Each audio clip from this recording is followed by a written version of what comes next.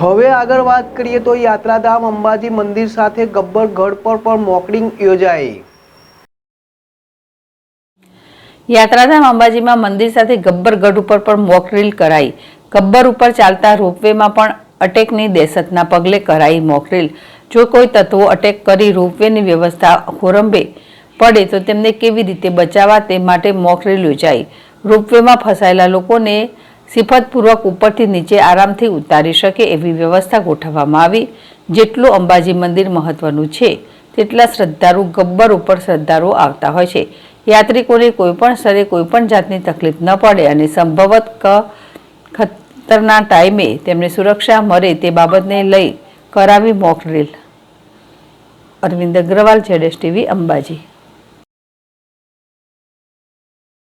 रही है।